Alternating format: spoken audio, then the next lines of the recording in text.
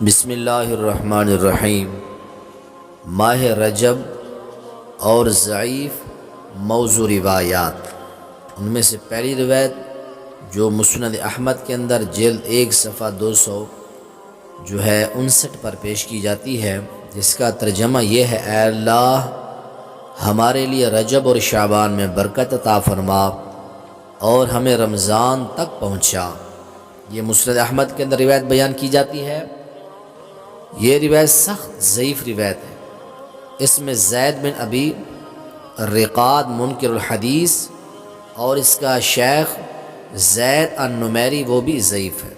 Number 2، دوسری روایت جو ہے یہ فضائل الاوقات کے اندر یہ بیان کی جاتی ہے، اور اس روایت کا ترجمہ یہ ہے کہ مہینوں میں سے اللہ کا پسندیدہ مہینہ رجب کا ہے، اور یہ اللہ کا مہینہ ہے جس نے اس کی تعظیم کی، اس نے اللہ کے فیصلوں کی تعظیم کی، اور جس نے اللہ کے فیصلوں کی تعظیم کی تو اسے اللہ نعمتوں والی جنتوں میں داخل کرے گا اور اس کے لیے اپنی بڑی رضامندی واجب کر دے گا۔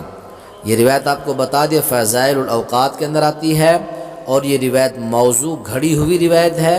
اس کے اندر نوح بن ابی مریم کذاب اور زید العمیہ اور زید الرقاشی یہ دونوں ضعیف راوی ہیں۔ نمبر 3، تیسری روایت جو ہے یہ تبیین العجب کے اندر بیان کی جاتی ہے، اور اس کا ترجمہ یہ ہے کہ رجب کی دوسرے مہینوں پر فضیلت ایسے ہے جیسے قرآن کی دوسرے اذکار پر فضیلت ہے۔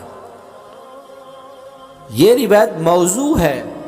اس میں ہیبت اللہ سقطی جو ہے ایک حدیثیں گھڑنے والا اور جھوٹی حدیثیں گھڑنے والا آدمی ہے، تو یہ 3 روایات بیان کی جاتی ہیں رجب کے مہینے میں کے فضیلت کے حوالہ سے، اور یہ تینوں موضوع اور من گھڑت روایات ہیں۔ اللہ بدعات و خرافات سے محفوظ فرمائے۔